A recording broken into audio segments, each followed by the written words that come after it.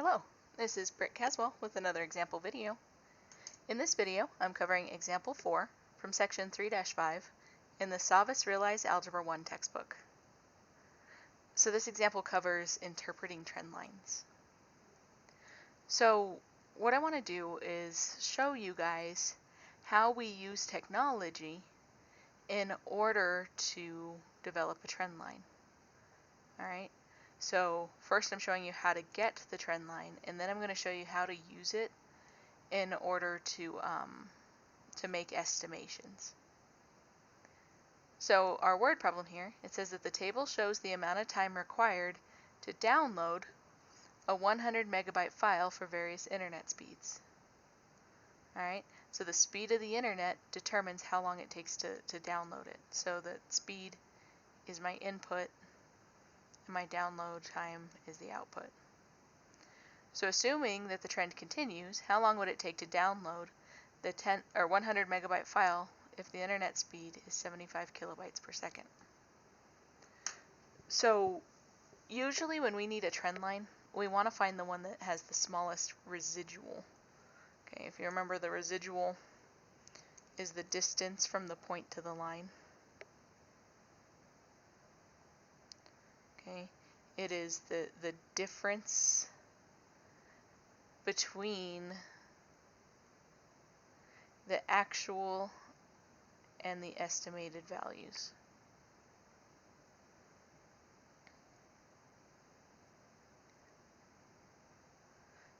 So when we are picking out our trend line, it's important that that difference is as small as possible. So here's how I'm going to do this on Desmos. Okay, so again, this is just desmos.com. So if you hit this plus sign, you can insert a table. And notice it has our x1 and our y1 values. So I'm just going to list this internet speed under x1. So I have 35, 40, 45, 50, 55, 60. Okay? And then this time to download, that's what's going to be my y values. So I'm going to type my 6.65, 5.82, 5.17. And it's really important that once you type these in, that you double check to make sure that you typed correctly. Like here I had an extra 6. Okay, so you want to make sure that your numbers in here are correct, or else it's going to mess up your trend line. Alright, so now that we've done this, we need to do what's called a linear regression. Okay? When we say linear regression, we're just saying to write the trend line.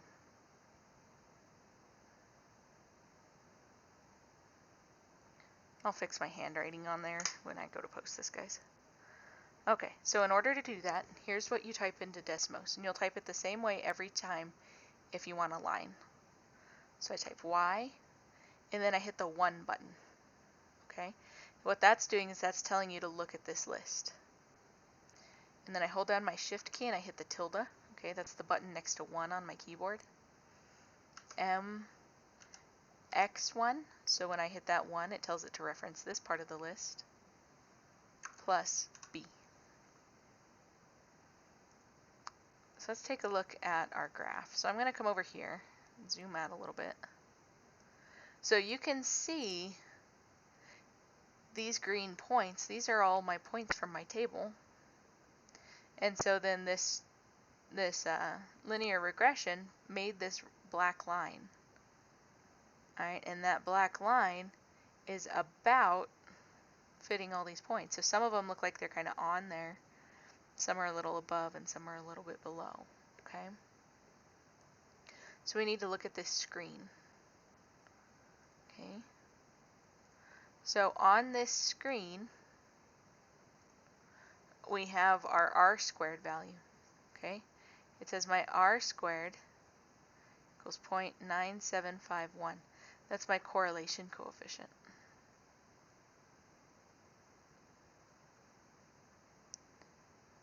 Okay, so now this is saying that that 97.5% of the data can be estimated using this line. Alright, now here where it says r equals a negative whatever, that's saying there's a negative correlation. It's going downhill. Alright, and then it gives us some values for m and for b. Alright, so I would just write my equation out, y equals mx plus b, and where the m is, I'm going to type or write in negative 0.11. I'm going to go to the nearest hundredth.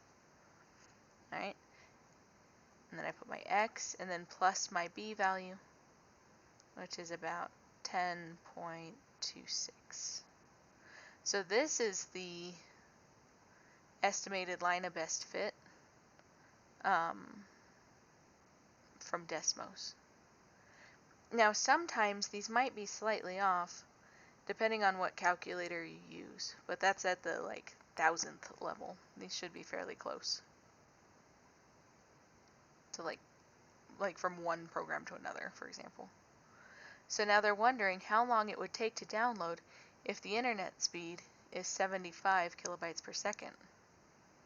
So for this, I'm just going to plug in a 75 where the x is.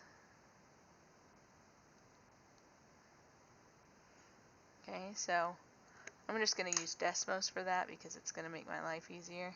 We're going to get rid of our graphs. So I'm going to say y equals negative 0.11 times 75 plus 10.26. Oops.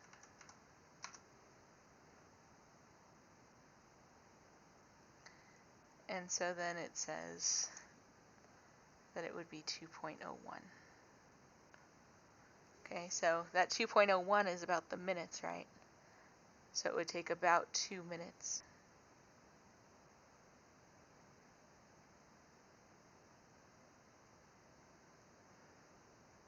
So right there where we just estimated the value, okay, we were estimating for data that was outside of our range, right? So see how 75 isn't on the table? It would be like over here on the table.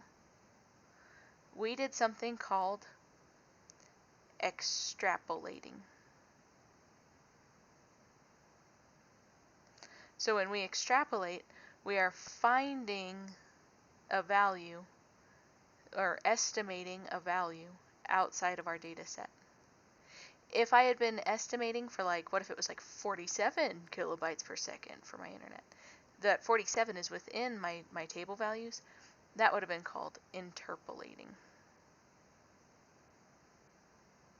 So those are the two pieces of information that might help you. So if ever we talk about extrapolate or interpolate, we're trying to just estimate a value using our trend line. So then on number 4, they give us a trend line. Alright, they're saying this is the one that they got. And it's slightly different than what we got, so they used a different calculator other than Desmos, which I think is a little weird because Savvas has Desmos embedded for students.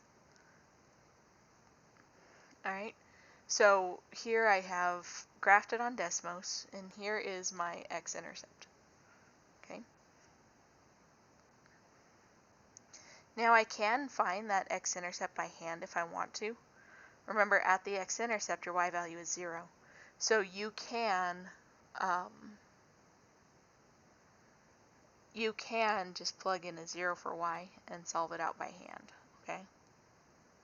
So then it's wondering, is that possible in a real world situation? So let's think about what these mean, right? So my x values are describing the internet speed. So sure, it's possible to have an internet speed of 86 kilobytes per second, whatever. And then our y value is the time to download. So this is saying that to get the speed of 86.154, that information would come to us instantaneously. It would take no time to appear. And that's not possible, right? Data has to travel from one end of the world to another end of the world or whatever. So this is not possible, or it is impossible because data takes time to travel.